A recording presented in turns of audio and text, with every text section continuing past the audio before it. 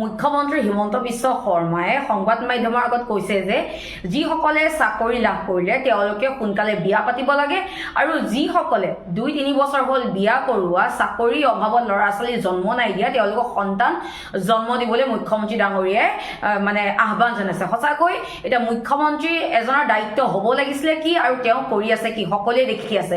এটা মুখ্যমন্ত্ৰী ডাঙৰীয়া এষাৰ কথা আছে ন অসমীয়া যে উপদেশতকৈ আৰ্হি ভাল। এতিয়া আপুনি আপোনাৰ ঘৰৰ পৰা এই শুভ কামভাগ কিয় আৰম্ভ নকৰে?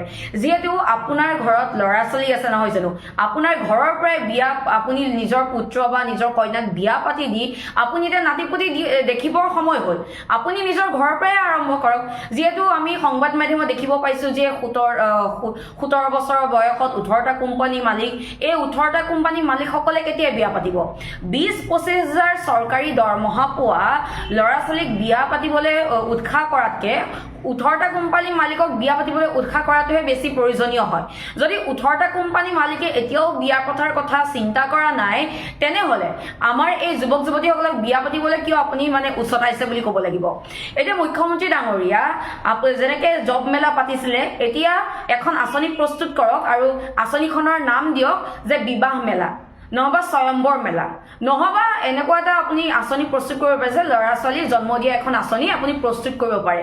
কোনোবাই বিয়া পাতে নাপাতে কেতিয়া পাতিব সেইটো সকলোৰে এটা ব্যক্তিগত বিষয় হয়। আপুনি এতিয়া মানুহৰ বেডৰুমৰ পৰ্যন্তলৈকে কথা ক'বলৈ আৰম্ভ কৰে। আপুনি এতিয়া কোনে বিয়া পাতিব, কেতিয়া ল'ৰা ছোৱালী জন্ম দিব, কেইটা দিব, এইবিলাক কথা ক'বলৈ আপোনাৰ অসমৰ ৰাইজে মুখ্যমন্ত্ৰী বনাইছিলে নেকি?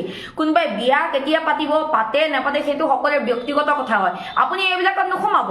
আপুনি এটা প্ৰশ্নৰ উত্তৰ দিয়ক যে জুবিন গাৰ্গ ডাঙৰীয়াই কেতিয়া ন্যায় পাব, এইবিলাক কথাৰ উত্তৰ দিয়ক। আপুনি এই তৰল কথাবিলাক কৈ পেলাই ইছ্যু ডাইভাৰ্ট কৰিবলৈ চেষ্টা নকৰিব। আপুনি এটা সাংবিধানিক পদত আছে, অসাংবিধানিক কথা নক'ব। আৰু সমান্তৰালকৈ ইমানে যদি বিয়া পাতিবলৈ বা ল'ৰা ছোৱালী জন্ম দিবলৈ আপোনাৰ উপদেশ দি ভাল পায় তেনেহ'লে আপোনালোকৰ দলৰ প্ৰাক্তন মুখ্যমন্ত্ৰী সৰ্বানন্দ সোণোৱাল ডাঙৰীয়াকো কওক কথাষাৰ। আপোনালোকৰ দলৰ যিসকলে বিয়া পতা নাই তেওঁলোককো কওক এই যে বিয়া পাতিব লাগে সোনকালে ল'ৰা ছোৱালী জন্ম দিবলৈ। তাতোতকৈ আপুনি আপোনাৰ ঘৰৰ পৰাই আৰম্ভ কৰক। এটি দেৱ শিশু পৃথিৱীলৈ আপোনাৰ ইচ্ছামতে নাহেতো। আপুনি ৰাজনীতি কৰি কৰি ইমান তৰল খাপৰ ৰাজনীতি কৰিছে, এতিয়া মাতৃগৰ্ভ আৰু এটা দেৱ শিশুক লৈ আপোনালোকে এতিয়া ৰাজনীতি কৰিবলৈ এৰা নাই। সঁচাকৈ বহুত লাজ লাগে।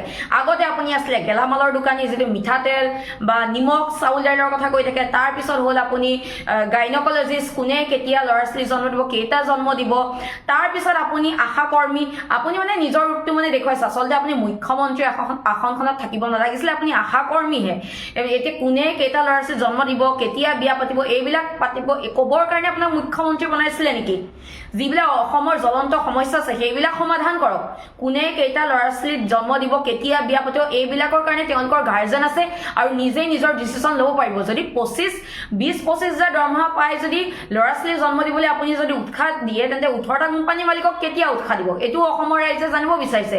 সেইকাৰণে কৈছোঁ এইবিলাক শুভ কাম আপুনি নিজৰ ঘৰৰ পৰা আৰম্ভ কৰক। নহবা দুদিনমানৰ পিছত আপুনি এইটো নকলেহে ৰক্ষা যে ল'ৰা ছোৱালী জন্ম হোৱাৰ আগত বেডৰুমলৈ মোক নিমন্ত্ৰণ জনাব।